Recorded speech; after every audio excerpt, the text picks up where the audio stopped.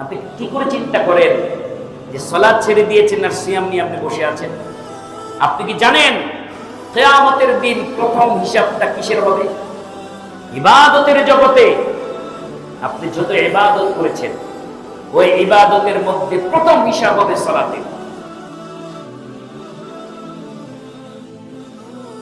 অসংখ্য দুরূদ ও সালাম পেশ করছি আখিরি জামানার শেষ নবী সাইয়্যিদুল মুরসালিন খাতামুন নবিয়্যিন নবী মুহাম্মদুর রাসূলুল্লাহ সাল্লাল্লাহু আলাইহি সাল্লাম, যার মাধ্যমে আল্লাহ রাব্বুল আলামিন তার নৈকট্য লাভের জন্য আমাদেরকে এমন কিছু ইবাদত নির্দিষ্ট করে দিয়েছেন যে ইবাদতগুলি আমাদেরকে কন্টিনিউ করতে হয়। এর মধ্যে গুরুত্বপূর্ণ কয়েকটি আমল যা আমরা এই মাসে একসাথে করেছি। অন্য মাসে একসাথে এতগুলি আমল ফরজ আমল একসাথে হয় না। সব মাসে সালাত আছে ফরজ, সব দিনে সালাত আছে ফরজ, কিন্তু সব দিনে সিয়াম ফরজ না।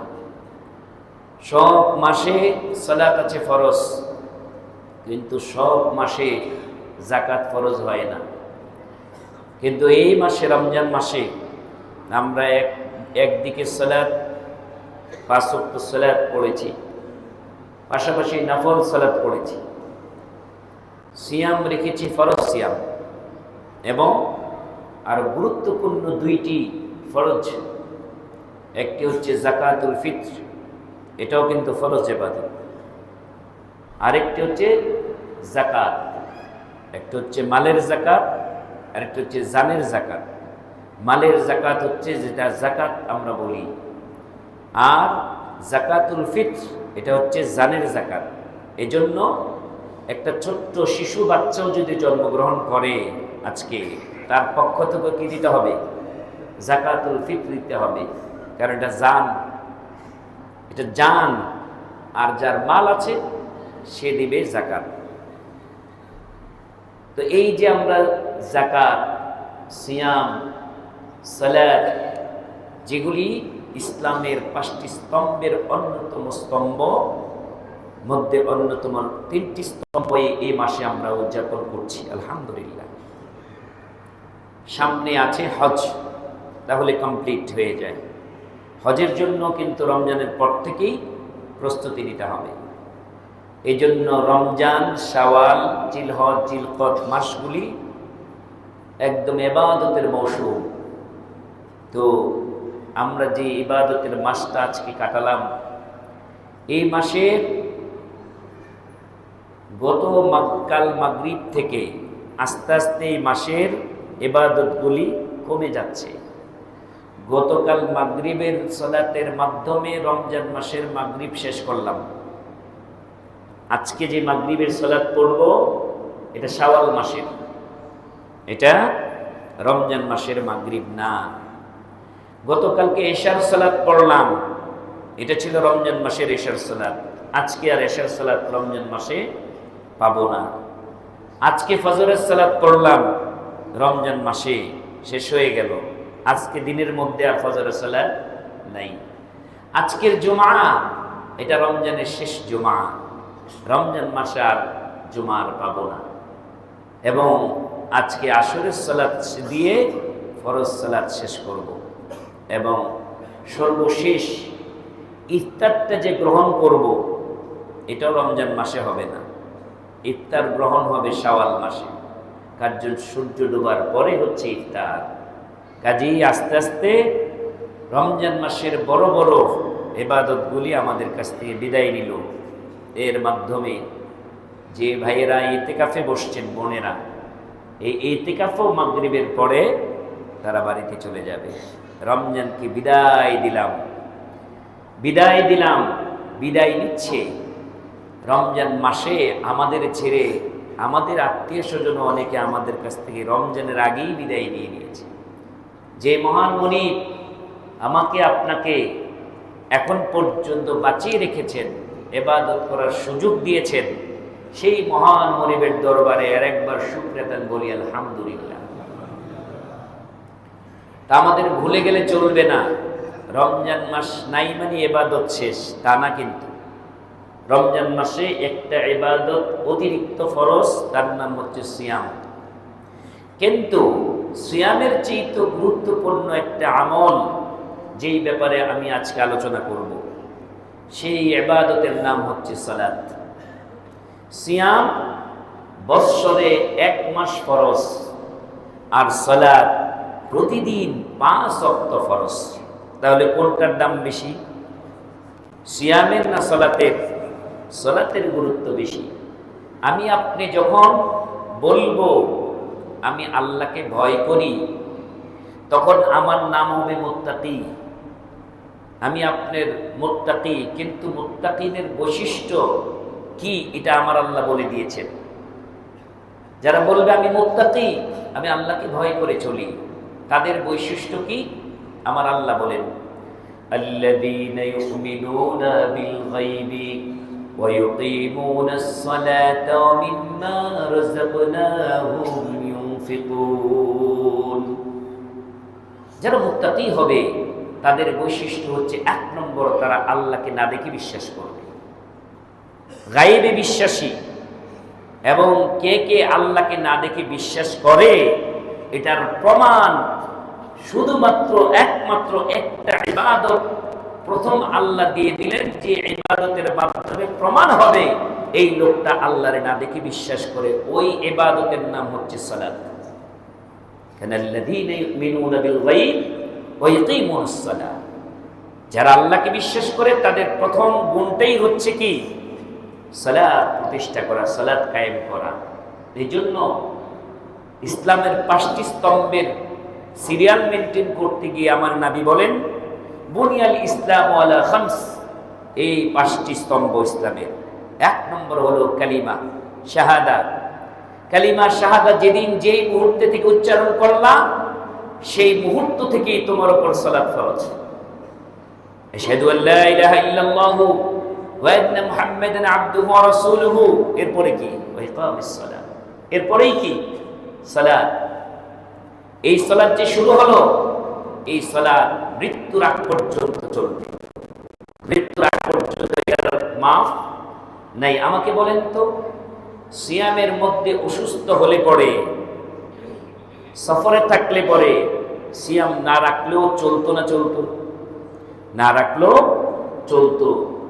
এ থেকে উত্তরণের কয়েকটি উপায় আল্লাহ বলে দিয়েছিলেন, যে হয়তো পরবর্তী সময় করে নিবা, নয়তো কাফফারা দিবা, নয়তো কাজা করবা, এরকম অপশন দেওয়া হয়েছে। কিন্তু সালাত যদি আপনার ছুটে যায়, সালাতের কোনো কাফফারা নাই। কথা বুঝতে পেরেছেন? সালাতের কি নাই, কাফফারা নাই। অনেক সমাজে চালু আছে, মানুষ মারা গেলে বলে 40 ওয়াক্ত নামাজ পড়ে নাই, 40 ওয়াক্তের কাফফারা দেন, এত টাকা হিসাব করে বিরাট এক অঙ্কের টাকা হাদিয়া আদায় করে তারপরে জানাজা পড়ায়। না, বেনামাজির জানাজা কোনো ভালো লোক পড়াতে পারে না। বেনামাজির জানাজা কোনো ভালো লোক দিয়ে পড়ানো যায় না। যে নিজেই নামাজ পড়ে না, তার আবার কিসের নামাজ? যে জীবদ্দশায় সে নামাজ পড়ে না, যে সালাত ছিল তার উপর ফরজ, গুরুত্বপূর্ণ ফরজ। কেউ যদি সিয়াম রাখে, কেউ রাখে না। এই জন্য আমার নবী বলে নাই তার মধ্যে মুমিন এবং কাফের এবং মুশরিকের মধ্যে পার্থক্য হয়ে যায়। বরঞ্চ কোথায় বলেছেন, মুমিন, মুশরিক এবং কাফেরের মধ্যে পার্থক্য হচ্ছে সালাত। পার্থক্য কি? সালাত। আমার নবী বলেন, আন জাবির ইবনে আব্দুল্লাহ قال سمعت رسول الله صلى الله عليه وسلم। জাবির বিন আব্দুল্লাহ তিনি বলেন, আমি রাসূল করিম সাল্লাল্লাহু আলাইহি সাল্লামকে বলতে শুনেছি, ইয়াকুলু বাইনার রাজুলি ওয়া বাইনাল শিরকি ওয়াল কুফরি তারকাস সালাহ। যে একজন মুমিন বান্দার মধ্যে আর কাফের এবং মুশরিকের মধ্যে পার্থক্য হচ্ছে সালাত। আপনি বসে আছেন দোকানে, হিন্দু লোক মুশরিক বসে আছে, আপনিও বসে আছেন, তিনিও বসে আছেন, একই দোকান থেকে চা খাচ্ছেন, কোনো অসুবিধা নাই, নিষেধ নাই, খেতে পারবেন। ওনার খাওয়া উনি খাবে, আপনার খাওয়া আপনি খাবেন। প্রয়োজনে সৌজন্য আপনি হিন্দুর বিলটাও দিতে পারেন, প্রতিবেশী হিসাবে সম্মান দেখাতে পারেন, কোনো আবার উনি আপনার বিল দিতে পারে, কোনো অসুবিধা নাই। কিন্তু আপনি যে মুসলিম তখনই প্রমাণ হবে, আপনার মাথায় টুপি নেই ধরেন, পাঞ্জাবি নেই, কিচ্ছু নাই, কিন্তু আপনি যে মুসলিম এটা প্রমাণ হবে তখনই যখনই মসজিদ থেকে বলবে হাইয়া আলাস সালাহ, হাইয়া আলাল ফালাহ, আসো সালাতে আসো। কেন আসবো? কল্যাণের জন্য আসো। যখন ডাকটা দেওয়া হবে, আপনি মুসলিম হলে একটু বসে থাকার কোনো অপশন নাই। আপনি কাফের না মুশরিক এটা প্রমাণ হবে সালাতের উপস্থিতির মাধ্যমে। আজানের দুই ধরনের জবাব, একটি হচ্ছে আজান যখন দিবে তখন মুয়াজ্জিন যা বলবে তাই বলতে হবে। আমরা অনেক সময় আজানের জবাব দিতে উদাসীন, খুব সাবধান। আজানের জবাব দেওয়া খুব গুরুত্বপূর্ণ একটি ইবাদত, গুরুত্বপূর্ণ একটি আমল। যখন আজান দেয়, অনেকে ওয়াজিব বলেছেন আজানের জবাব দেওয়া। অনেকে মসজিদে আসেন, আজান চলে, সালাতে দাঁড়িয়ে যান না, আপনাকে আজানের জবাব দিয়ে তারপরে সালাতে দাঁড়াতে হবে। আজান আল্লাহর বরত্ব, রাসূলের রিসালাতের সাক্ষী, তাওহীদের সাক্ষী, এগুলি আজানের মধ্যে আছে। এগুলি জবাব দিবেন যখন হাইয়া আলাস সালাহ, হাইয়া আলাল ফালাহ এই শব্দের সময় শুধু ডিফারেন্স করবেন লা হাওলা ওয়ালা কুওয়াতা ইল্লা বিল্লাহ। মায়েদেরকেও দিতে হবে, সবাইকে দিতে হবে জবাব। এই জবাব একটা হলো মৌখিক, মৌখিক জবাব বসে বসে দেওয়া যায়, আপত্তি নাই। কিন্তু এর চেয়ে গুরুত্বপূর্ণ জবাব হলো, কেউ মৌখিক জবাব দিয়ে বসে রইল, মনে করলো দায়িত্ব তো শেষ করলাম, দায়িত্ব শেষ হয় নাই। এটা আপনি মুখ দিয়ে যেরকম কালিমা শাহাদা পড়েছেন, ওরকম আজানের জবাব হলো যে হ্যাঁ আসলে আমিও বিশ্বাস করি, আমিও সাক্ষী দেই। হিন্দু কিন্তু এই কথা বলবে না, বলবে আজানের জবাব হিন্দু লোক দিবে, আপনি দিবেন। আপনি যে মুখ দিয়ে দিলেন, এখন আল্লাহ চান প্রমাণ। আল্লাহ কি চান? প্রমাণ চান যে তুমি যে মুখ দিয়ে এখন আজানের জবাব দিলে, এখন প্র্যাকটিক্যাল সরাসরি মসজিদে গিয়ে আল্লাহর ঘরের দুরকাত সালাত আদায় করে, ফরজিয়াত আদায় করে তুমি প্রমাণ করে দাও তুমি সত্যি সত্যি আজানের জবাব দিয়েছো। কাজী সালাত অত্যন্ত গুরুত্বপূর্ণ ইবাদত। এই রমজান মাসে আমরা 5 ওয়াক্ত সালাত জামাতের সাথে পড়ার চেষ্টা করেছি গুরুত্ব সহকারে, কিন্তু আফসোসের বিষয় রমজান চলে যাওয়ার পরেই, এমনকি আশ্চর্যের বিষয়ে আগামীকালকে ঈদের সালাতের জন্য যে ব্যাপক প্রস্তুতি নিয়ে আপনারা আসবেন, ওই ঈদের দিন পর্যন্ত ফজরের সালাত অনেকে পড়বে না। আমি প্রমাণ দেখাতে পারব। অনেক যুবক সারা রাত মার্কেটিং করবে, সারা রাত আনন্দ করবে, ফুর্তি করবে, কারণ সূর্য ডোবার পরেই শয়তান তো রিলিজ। শয়তান 1 মাসের যে জমানো ইবাদতগুলি তোমাকে সব ধ্বংস করে দিবে, সব নষ্ট করে দিবে। হয়তো মদের আড্ডায়, নয়তো টাসের আড্ডায়, নয়তো জুয়ার আড্ডায়, যাচ্ছে চাঁদি রাত, আনন্দ কর, ফুর্তি কর, নামিয়ে দিবে। অথচ এশার সালাত তোমাকে পড়তে দিবে না। মাগরিবের পর থেকেই তুমি আতশবাজি ফুটাবে, তোমাকে দেবে না। শয়তান চাইবে তোমাকে 1 মাসের যে ইবাদতগুলি তুমি জমা করেছিলে, যে ইবাদতের মাধ্যমে আল্লাহ সুবহানাহু ওয়া তাআলা তোমার জীবনের সমস্ত গুনাহ মাফ করে দেওয়ার ব্যবস্থা করেছিল। কি ব্যবস্থা ছিল? মান সামা রমাদানা ঈমানান ওয়া ইহতিসাবান গুফিরা লাহু মা তাকদ্দামা মিন যামবিহি। ঈমানের সাথে সওয়াবের প্রত্যাশায় যে ব্যক্তি সিয়াম রাখলো, তার অতীতের সব জীবনের গুনাহ মাফ। ওমান কামা রমাদানা ঈমানান ওয়া ইহতিসাবান গুফিরা লাহু মা তাকদ্দামা মিন যামবিহি। যে সওয়াবের নিয়তে ঈমানের সাথে কিয়াম করলো রাতের বেলায়, তার অতীতের জীবনের গুনাহ মাফ। ওমান কামা লাইলাতুল কদরি ঈমানান ওয়া ইহতিসাবান গুফিরা লাহু মা তাকদ্দামা মিন যামবিহি। যে ব্যক্তি ঈমানের সাথে সওয়াবের প্রত্যাশায় লাইলাতুল কদরের রাত যাপন করেছে, তার অতীতের জীবনের গুনাহ আল্লাহ তাআলা মাফ করে দিয়েছেন। সুবহানাল্লাহ। এতগুলি আমল আপনি জমিয়েছেন, করেছেন, জীবনের গুনাহ মাফ নিয়েছেন। আর আমার মতো আপনার মতো হতভাগা হতভাগা মুসলিম আর নাই, একটাও নাই। কে না? সবচেয়ে হতভাগা মুসলিম কে? কার জন্য বদদোয়া?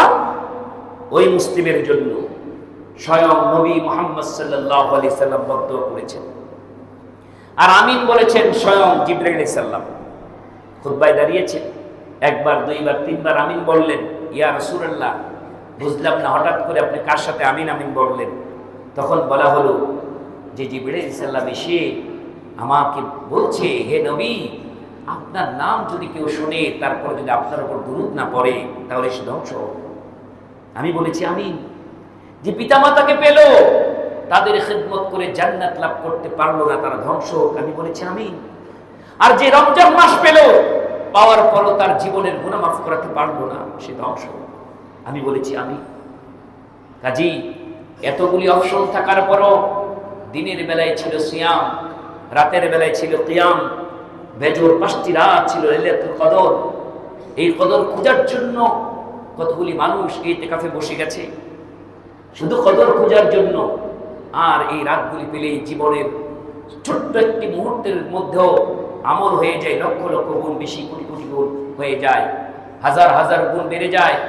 সেই ইবাদতের মধ্য থেকেও যখন আমি আপনি এই রমজান মাসের চাঁদ উঠবে, ঈদের আনন্দে অশ্লীলতায় বেহায়াপনায় নাচ গান ব্যবস্থা করে তারপরে সব নষ্ট করে দেই। আফসোস, বিশেষ করে মায়েদের উদ্দেশ্যে বলছি, আপনারা যে রমজান মাস ব্যাপী পর্দার সাথে চলেছেন, পর্দা মেনটেন করেছেন, 5 ওয়াক্ত সালাত পড়েছেন, সিয়াম রেখেছেন, কিন্তু আজকেই রাতে অলরেডি শুরু হয়ে গেছে। কয়েকদিন ধরে মহিলাদের বিচরণে মার্কেটগুলিতে ঘোরা যায় না, মার্কেটগুলিতে যাওয়া যায় না। এটা কি মুসলিম না খ্রিস্টান না হিন্দুরা মার্কেট করতে আসছে আমার বোঝা নেই।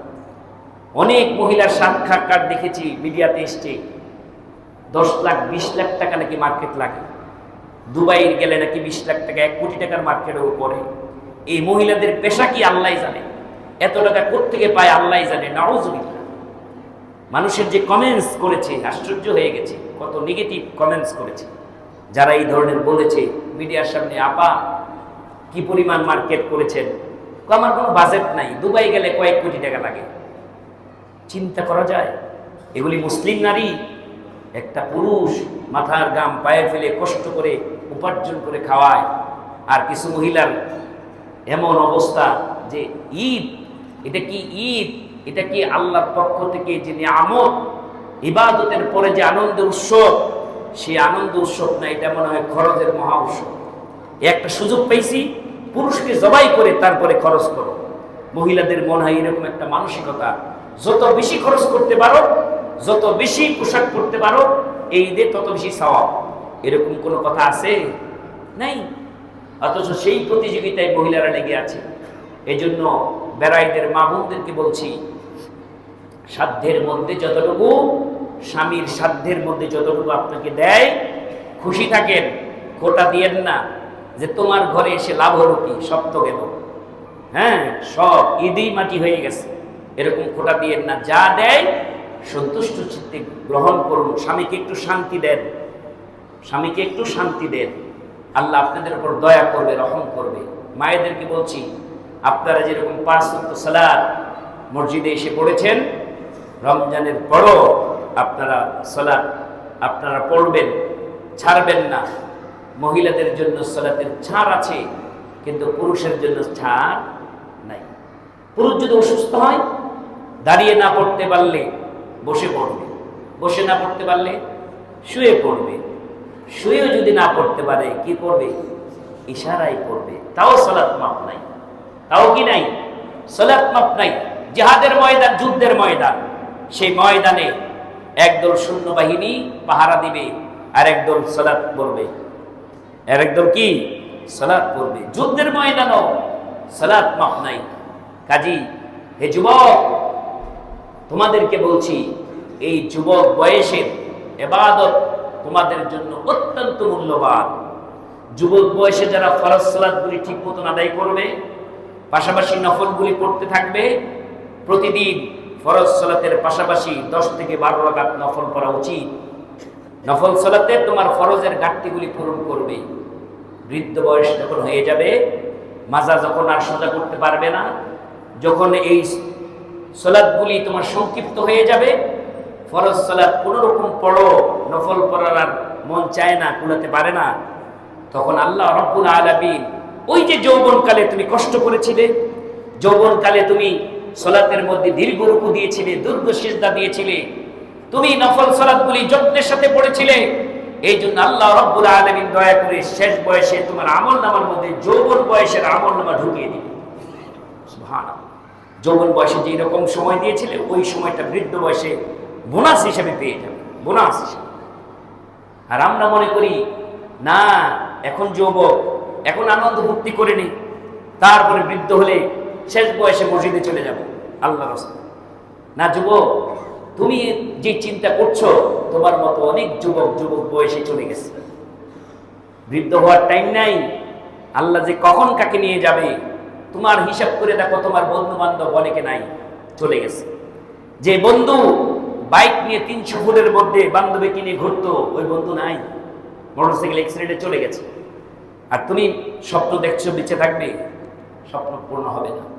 এই জন্য আমি অনুরোধ করছি, আমরা এই রমজান মাস কাটিয়েছি অনেকগুলি ইবাদতের মাধ্যমে। এর মধ্যে গুরুত্বপূর্ণ ইবাদত সিয়াম, পাশাপাশি ছিল সালাত।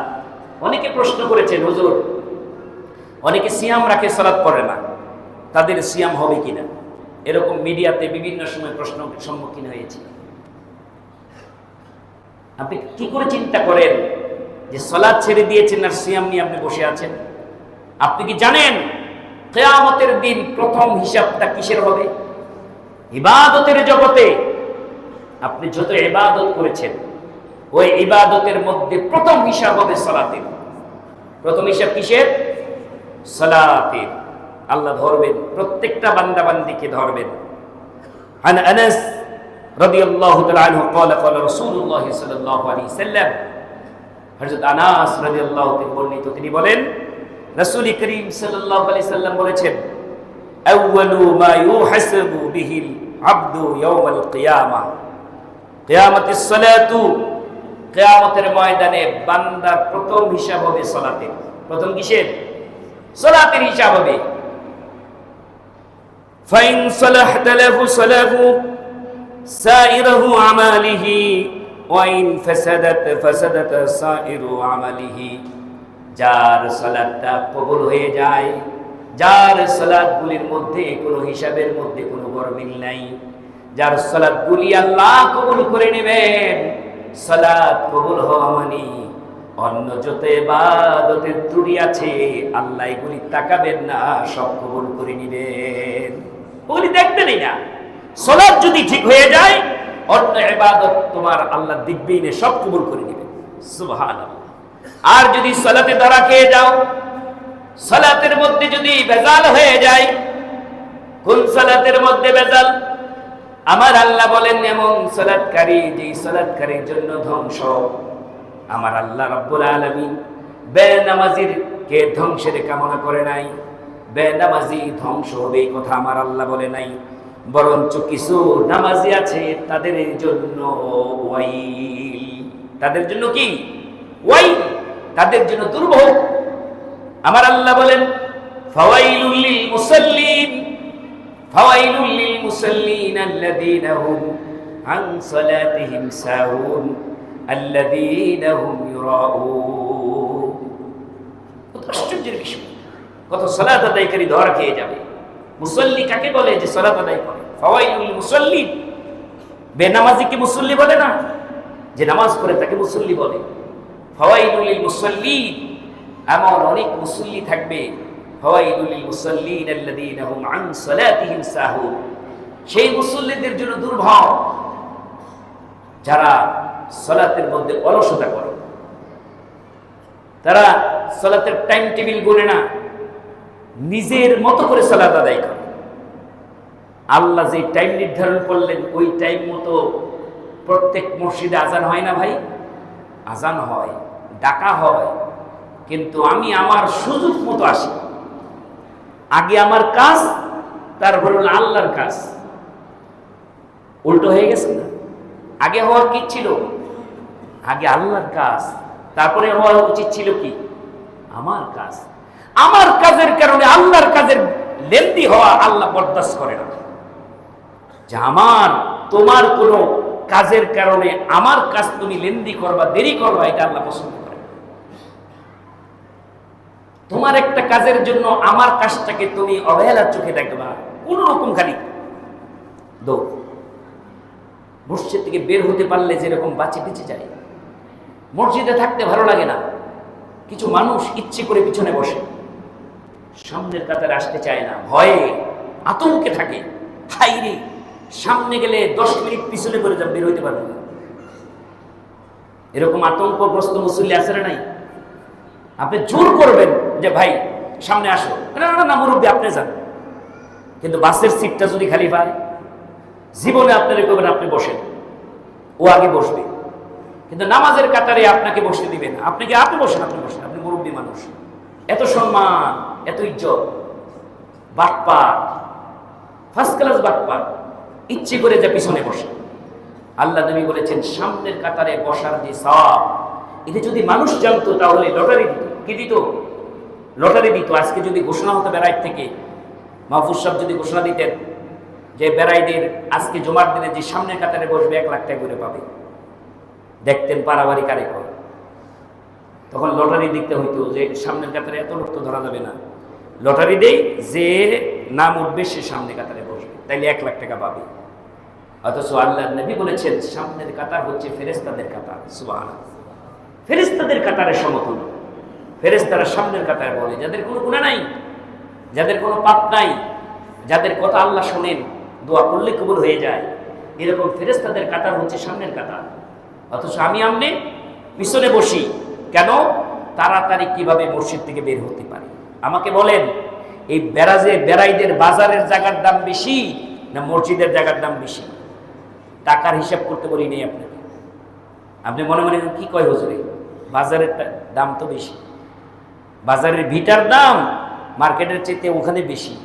আপনাকে ওই হিসাব করতে বলি নাই। উত্তমতার দিক দিয়ে বাজারের চাইতে উত্তম জায়গা হচ্ছে মসজিদ, আল্লাহর ঘর মসজিদ। এর চেয়ে উত্তম জায়গা পৃথিবীতে নাই।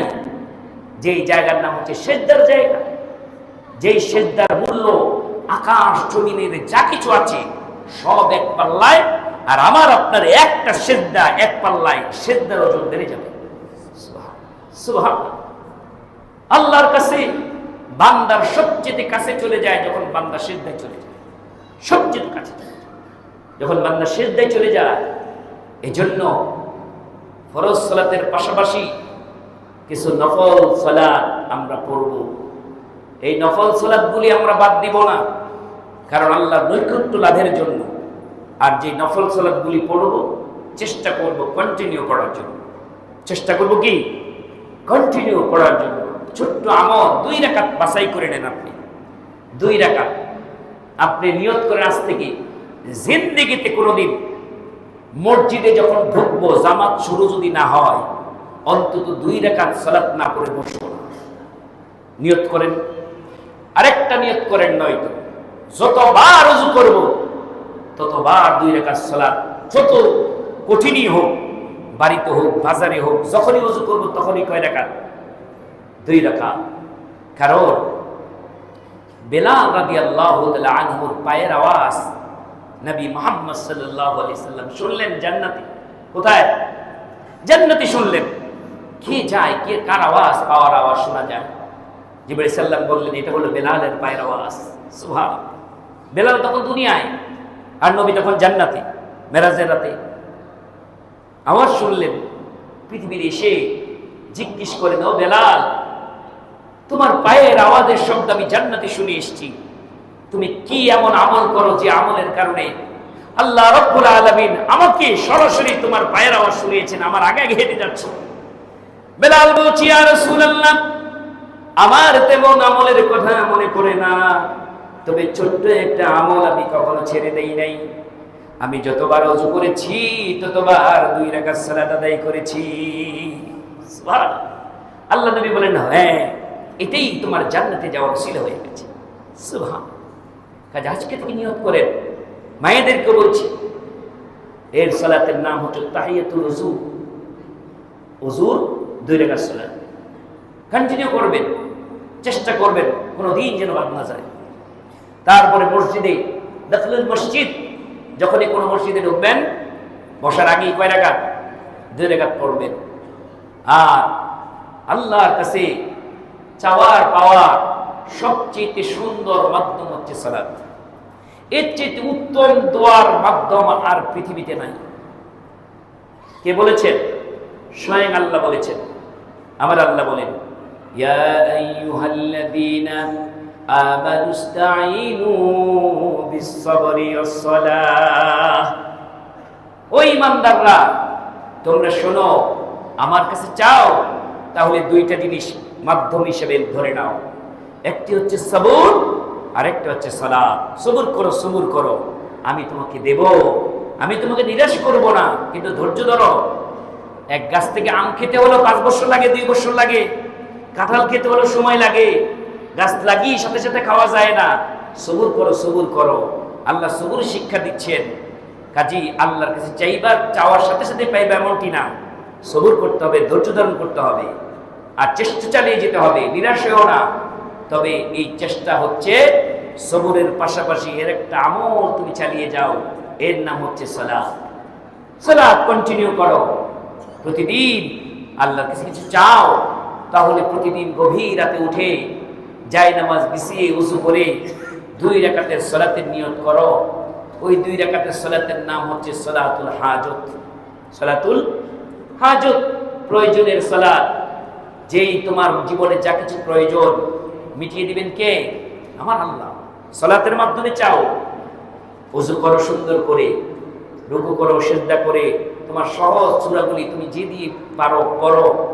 মনে মনে শুধু এই নিয়তে দাঁড়িয়েছো যে আমি আমার আল্লাহর কাছ থেকে কিছু চাইতে চাই, পাইতে চাই। আমি রোগ, আমি অসুস্থ, আমি সুস্থ হতে চাই। আমি ঋণগ্রস্ত, ঋণমুক্ত হতে চাই। আমার সন্তান হয় না, আল্লাহ আমার সন্তান চাই তোমার কাছে। এরকম যার যা প্রয়োজন, হাজত, ওই হাজতের নিয়ত করে 2 রাকাতের জন্য রাতের বেলায় উঠে যাও, দাঁড়িয়ে যাও সালাতের মধ্যে, দাঁড়িয়ে গিয়ে সিজদার মধ্যে অথবা সালাম ফেরানোর আগে ছোট্ট একটা দোয়া অন্তর থেকে মন দিয়ে বলো, রব্বানা আতিনা ফিদ দুনিয়া হাসানাতাও ওয়া ফিল আখিরাতি হাসানাতাও ওয়া কিনা আযাবান নার। এটা সালাতুল হাজতের চাওয়ার দোয়া। এই দোয়াটা আপনি পড়বেন। এই দোয়ার মধ্যে পৃথিবীর, দুনিয়ার এবং পরকালের সব আছে। সুবহানাল্লাহ। দুনিয়া এবং পরকাল, এর মধ্যে কোনো কিছু বাদ নাই। এই একটা দোয়ার মধ্যে সব আছে। প্রথম অংশের মধ্যে আছে দুনিয়া, রব্বানা, ইয়া আমার রব, আতিনা ফিদ দুনিয়া হাসানা, আল্লাহ গো আমার দুনিয়ার কল্যাণ দাও। দুনিয়ার কল্যাণ সবার কি একরকম না? যার যারটা আলাদা, যার যারটা আলাদা। ওই যখন আপনি বলবেন রব্বানা আতিনা ফিদ দুনিয়া হাসানা, এই কথাটা যখন বলবেন, দুনিয়া তো বুঝেন, দুনিয়ার আরবি দুনিয়া, বাংলার দুনিয়া কি দুনিয়া? আরবি তো দুনিয়া, বাংলায়ও দুনিয়া। আতিনা ফিদ দুনিয়া হাসানা, আল্লাহ গো দুনিয়ার হাসানা আমাকে দাও। তখন মনে মনে আপনার চাওয়াটা আপনি ঢুকিয়ে দেন, আল্লাহ আমি এটা চাই তোমার কাছে। অফিল আখিরাতে হাসানা, আল্লাহ দুনিয়ায় তুমি দিলে আমি খুশি, না দিলেও খুশি। যদি না পাই পরকালে বঞ্চিত করো না। এই চাওয়ার বিনিময়ে আমাকে অবিল আখিরাতে হাসানা, পরকালে বড় কল্যাণ আমাকে দিয়ে দিও। আমার নবী বলেছেন, চাওয়ার পরে আল্লাহ তাআলা 3 ধরনের, 3 ভাবে দোয়া কবুল করে। কয় ভাবে? 3 ভাবে। হয়তো আপনি যা চাইবেন তাই দিবেন। আপনি হিসাব মিলিয়ে দেখেন, আমার জীবনে অনেক কিছু আপনি চেয়েছেন, পেয়েছেন। আবার অনেক কিছু চেয়েছেন, এখনো পর্যন্ত পান নাই। আবার আল্লাহ তাআলা আপনি যা চেয়েছেন তা অন্য দিক দিয়ে পুষিয়ে দিয়েছে। এটা আপনি বুঝতে পেরেছেন যে আমার এই দিকটা দেয় নাই, ওই দিকটা দিছে। একটা ছেলে দেয় নাই, কিন্তু এমন একটা মেয়ের জামাই দিছে যে আব্বা আব্বা ডাকে। কি অনেক আছে, ছেলের চেয়ে মেয়ের জামাই বেশি করে শ্বশুরে, অথচ ছেলে বাদ দেয় না। শ্বশুর শাশুড়ি কে সম্মান করে মেয়ের জামাই, কিন্তু নিজের আপন ছেলে বাদ দেয় না। তাহলে আল্লাহ তাআলা হয়তো এমন হতে পারে, আপনি চেয়েছিলেন ছেলে, দিয়েছে মেয়ে, কিন্তু এমন মেয়ে দিয়েছে যে মেয়ের ঘরের স্বামী আপনাকে ছেলের চেয়ে বেশি আদর করে।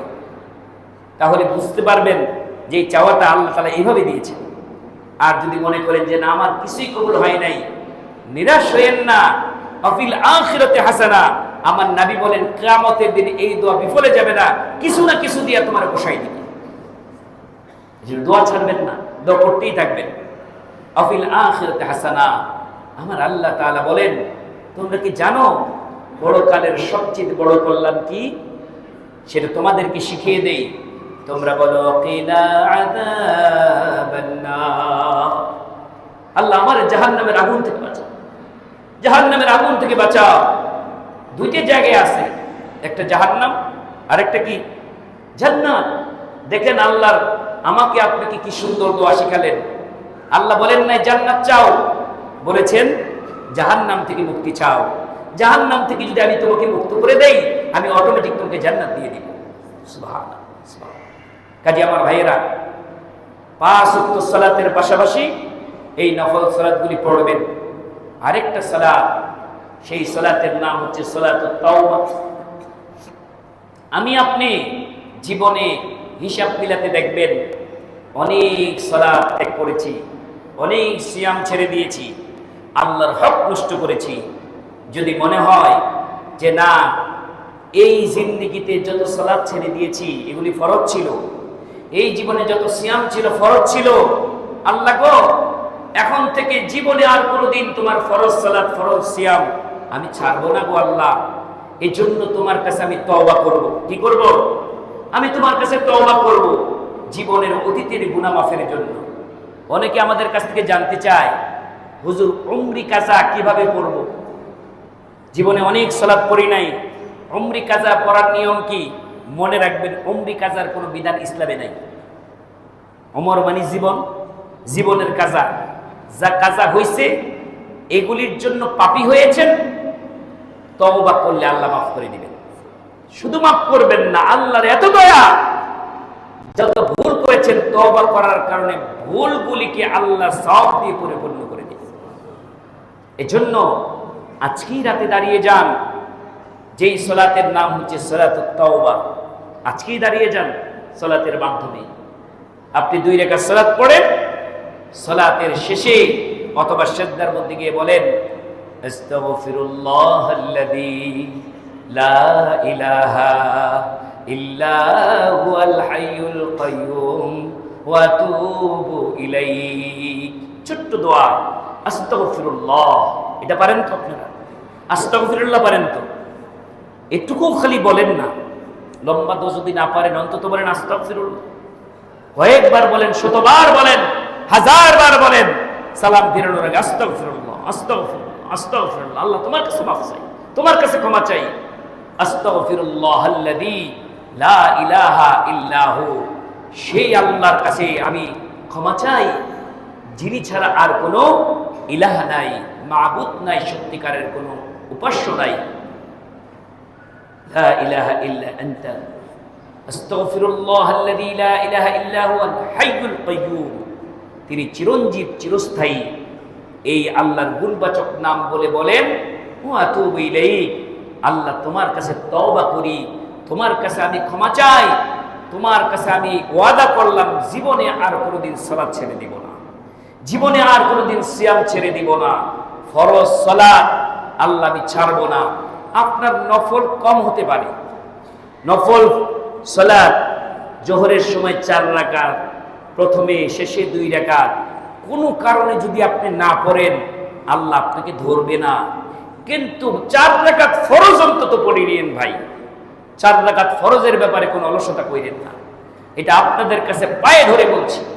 4 রাকাত জোহর, ফজরের 2 রাকাত, আসরের 4 রাকাত, মাগরিবের 3 রাকাত, এশারের 4 রাকাত, এই 17 রাকাত ফরজ সালাত আমার জীবন থেকে কোনো ওয়াক্ত যেন ছুটে না যায়। এই ওয়াদা যদি করতে পারি, অতীতে যত ভুল হয়েছে আল্লাহ নিজ দয়া আমাকে ক্ষমা করে দিবেন। কোনো কাফফারা লাগবে না, একটাই কাফফারা, তার নাম হচ্ছে তওবা। তার নাম কি? তওবা করে বলবেন আল্লাহ, 2 চোখের পানি ছেড়ে দিয়ে বলবেন আল্লাহ আমাকে মাফ করে দাও, আমি জীবনে আর কোনোদিন সালাত ত্যাগ করব না, আমি জীবনে আর কোনোদিন সিয়াম ছেড়ে দিব না। আপনি বলেন আল্লাহর কাছে, আল্লাহ গফফার রহিম, তওবা কবুলকারী, ইন্নাহু হুয়াত তাওয়াব, তিনি অধিক তওবা গ্রহণ করেন।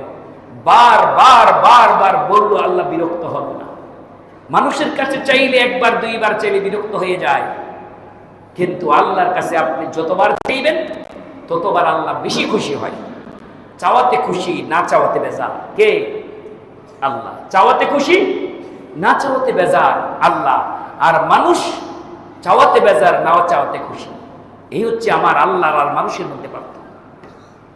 আল্লাহুস সামাদ, তিনি অভাব মুক্ত। তার কাছে কেমন কিছু নাই যে আপনাকে দিতে পারে না, সব দিতে পারেন। এই জন্য দোয়ার সময় বলবেন, আল্লাহ আমার জন্য যা মঙ্গল তা দাও। অনেক সময় ক্ষমতা নিয়েও টেনশন থাকতে হয়। এই জন্য ক্ষমতা পাওয়াটা বড় কিছু না, অর্থ নিয়েও টেনশনে থাকতে হয়।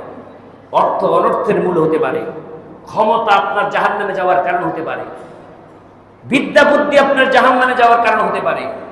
এই জন্য আল্লাহ তাআলার কাছে বলবেন, আল্লাহ আমারে উপকারী ইলম দাও, যে ইলম দিয়ে আমি উপকার হব। আমার ওই সম্পদ, যে সম্পদ দিয়ে তোমার রাস্তায় আমি দান করে তোমার নৈকট্য লাভ করতে পারবো, হজ করতে পারবো, যাকাত দিতে পারবো, দান করতে পারবো। এই পরিমাণ সম্পদ আমাকে দাও, এই পরিমাণ ক্ষমতা আমাকে দাও, যেই ক্ষমতা পেয়ে আমি মুসলিম মানুষের সেবা করতে পারবো। আমি জালিম হব না, আমি মুসলিমের পাশে দাঁড়িয়ে, আমি সহায় মানুষের পাশে দাঁড়িয়ে, আমি জালিম নেতা হতে চাই না, আমি মুসলিমের পক্ষে কাজ করতে চাই। এরকম নেতা হওয়ার নিয়ত করেন। কাজী আল্লাহ রাব্বুল আলামিন সব দিতে পারেন, কিন্তু আল্লাহর কাছে বলেন, যেই জিনিস দিয়ে আমাকে জাহান্নামে যেতে হবে ওই জিনিস দরকার নাই। যেই জিনিস দিয়ে আমি জান্নাত লাভ করতে পারি, সফলতা অর্জন করতে পারি, সেই জিনিস তুমি আমাকে দাও। আর এগুলি চাওয়ার সবচেয়ে সুন্দর মাধ্যম হচ্ছে সালাত। তাহলে আমি আপনি এই সালাতগুলি পড়ব নিয়মিত। 1 নম্বর তাহিয়াতুল ওযু, 2 নম্বর দাখলুল মসজিদ, 3 নম্বর সালাতুল হাজত, প্রয়োজনের সালাত, 4 নম্বর সালাতুত তাওবা। কয়টা সালাত বললাম? এই 4-5টা সালাত আপনি নফল, এগুলি কন্টিনিউ করবেন। যখনই সুযোগ পাবেন তখনই দাঁড়িয়ে যান। এগুলির কোনো ওয়াক্ত নাই। এগুলি কি নাই? ওয়াক্ত নাই। দুইটার সাথে ওয়াক্ত আছে, ওযু আর দাখলুল মসজিদ। আর দুইটার সাথে কোনো ওয়াক্ত নাই। আপনার প্রয়োজন, যে কোনো সময় প্রয়োজনই তো কল দিবেন। যার কাছে প্রয়োজন তার কোনো টাইম টেবিল নাই। মানুষের টাইম টেবিল আছে, যে সাপ মনে এখন ঘুমাচ্ছে, এখন কল দেওয়া যাবে না, এখন ব্যস্ত হবে, কল দেওয়া যাবে না, এখন নামাজে হবে, কল দেওয়া যাবে না। কিন্তু আমার আল্লাহ বলেন, আমার কোনো টাইম নেই, যখন ডাকো তখনই উত্তর দিই। উজিবু দাওয়াতাদ দাঈ ইযা দাআনি, বান্দা আমাকে যখন ডাকে তখনই উত্তর দিই। সুবহানাল্লাহ, সুবহানাল্লাহ। কারণ আল্লাহর ঘুম নাই, তন্দ্রা নাই। লা তাখুযুহু সিনাতু ওয়ালা নাওম, আল্লাহ ঘুমায় না, তন্দ্রা যায় না।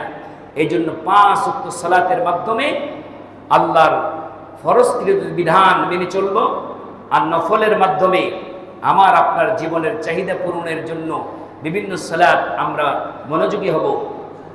সালাত ছাড়া আপনি আমি যতই চিন্তা করি যে অন্যভাবে কোনো স্বাভাবিকভাবে কিছু পাওয়া যায় কিনা, ধরেন খালি নিয়ত করছেন, কত মানুষই তো মাজারে যায়, ওখানে গিয়ে খালি কিছু দিলেই তো কাম হয়ে যায়। ওখানে গেলেন, ঈমানও শেষ, আমলও শেষ, সব শেষ। শিরিক না। আল্লাহর কাছে বলতে হবে প্রতিদিন যেভাবে বলি, ইয়্যাকা না'বুদু ওয়া ইয়্যাকা নাস্তাঈন, কেবলমাত্র ইবাদত করব কার জন্য? আল্লাহর জন্য। চাইবো কার কাছে? আল্লাহর কাছে চাইব। কাজী আমার জীবনে চাওয়া পাওয়া সব হবে আল্লাহ কেন্দ্রিক। এত সুন্দর জায়গা, জান্নাত মসজিদ, সিজদার জায়গা। এই সিজদার জায়গা তুই আমি আপনি কপাল পোড়া মাজারে যাই, কপাল পোড়া আমি আপনি কপাল পোড়া মাজারে যাই, মাজারে গিয়ে সিজদা দেই, নাউজুবিল্লাহ। সিজদা দেওয়ার সাথে সাথে ঈমানটা শেষ। আমলের কারণে, এই আমলের কারণে, আকীদার কারণে আপনি মুশরিক হয়ে মৃত্যুবরণ করতে হবে। কাজী খুব সাবধান। চাইবো কার কাছে? আল্লাহর কাছে। আর জীবনের গুনাহ মাফের জন্য ভীত হব না। আমরা আশা রাখবো যত বড় পাপী হোক আল্লাহর কাছে চাইবেন, আল্লাহ ক্ষমা করে দিবেন। ইন্নাল্লাহা ইয়াগফিরুয যুনুবা জামিআ ইন্নাহু হুয়াল গফুরুর রহিম। আল্লাহ ক্ষমাশীল, দয়াবান, তার চেয়ে বড় রহমকারী দয়াবান আর কেউ নাই। এই জন্য আসুন, এই রমজানের শেষ আজকে জুমা, এই জুমায় আমরা প্রতিজ্ঞা করব, যেমনিভাবে রমজান মাসে 30টা সিয়াম আমরা রাখতে পেরেছি, ঠিক 5 ওয়াক্ত সালাতও আমরা পড়ব ইনশাআল্লাহ। আল্লাহ, বাসার চাইতে মসজিদে 27 গুণ সওয়াব বেড়ে যায়। কয় গুণ? 27 গুণ। ওয়ারকাউ মা'আর রাকিঈন, আল্লাহ তাআলা বলেছেন তোমরা রুকুকারীদের সাথে রুকু করো, অর্থাৎ জামাতবদ্ধ হয়ে সালাত আদায় করো।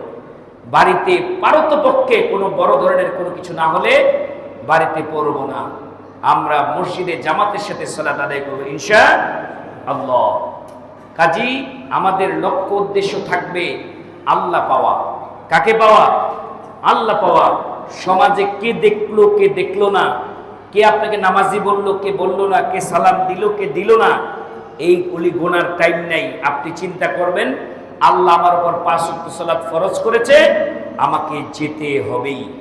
দুনিয়ার কাজ সব বন্ধ, যখন আজান হবে তখন আল্লাহর কাজে মনোযোগ দিতে হবে। তাহলে আপনি মুমিন, নয়তো আপনার এই কাজের জন্যই আপনি প্রমাণিত হবেন আপনি মুমিন নাই, আপনি মুত্তাকিন নাই, আপনি আল্লাহর বিশ্বাস করেন না। আল্লাহর যদি বিশ্বাস করেন না দেখে, তাহলে সেজদা দিয়ে লুটিয়ে পড়ে প্রমাণ দেন আমি ঈমানদার, আমি মুশরিক নই, আমি কাফের নই, আমি বিশ্বাস করি আমার আল্লাহরে।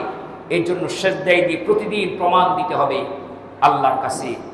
আর যত বেশি সালাত আদায় করবেন তত বেশি আল্লাহর নৈকট্য লাভ পাবেন। কারণ সালাতের মধ্যে জীবনের সব আছে। সালাতের শুরুতে তওবা আছে। সালাতের শুরুতে কি আছে? তওবা আছে। আপনি গুনাহ মাফের জন্য দোয়া করছেন, আল্লাহুম্মা বা'id বাইনি ওয়া বাইনা খাতায়া কামা বা'adta বাইনাল মাশরিক ওয়াল মাগরিব, এর মধ্যে গুনাহ মাফের দোয়া আছে।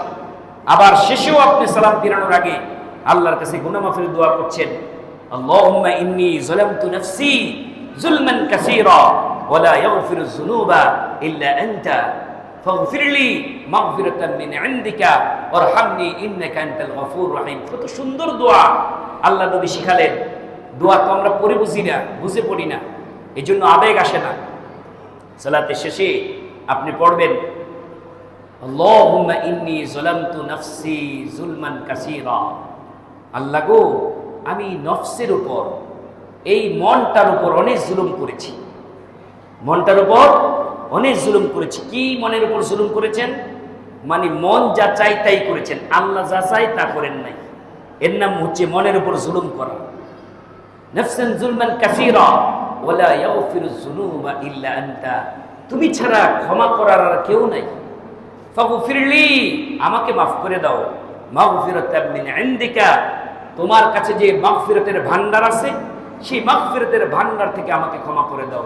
ওয়ারহামনি, তুমি আমাকে রহম করো, দয়া করো, ইন্নাকা আনতাল গফুরুর রহিম, তুমি হচ্ছে ক্ষমাশীল, তুমি হচ্ছে দয়াবান।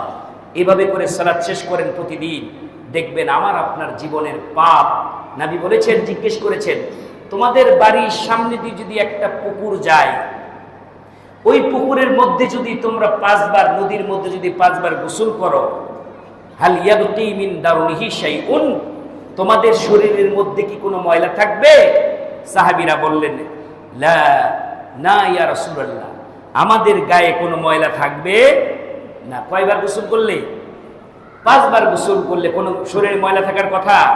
আমার নবী বললেন, শোনো, ঠিক এরকম যখন কোনো সালাত আদায়কারী 5 ওয়াক্ত সালাত আদায় করে, তার জীবনেও কোনো গুনাহ থাকে না। সুবহানাল্লাহ, সুবহানাল্লাহ। আমি আপনি যখন সালাতে দাঁড়াই, তখন আমার কাঁধের মধ্যে, আমার মাথার মধ্যে আমার সাগীরা গুনাহগুলি আল্লাহ দিয়ে দেন। আমি আপনি যখন রুকুতে যাই তখন অর্ধেক করে যাই, যখন সেজদায় চলে যাই তখন জীবনের সব গুনাহ আল্লাহ ঝরিয়ে ফেলে দেন। কাজী আমার ভাইয়েরা, সালাতের চাইতে উত্তম চাওয়ার মাধ্যম, উত্তম গুনাহ মাফের মাধ্যম, উত্তম দোয়ার মাধ্যম আর হতে পারে না, জিকিরের মাধ্যম হতে পারে না।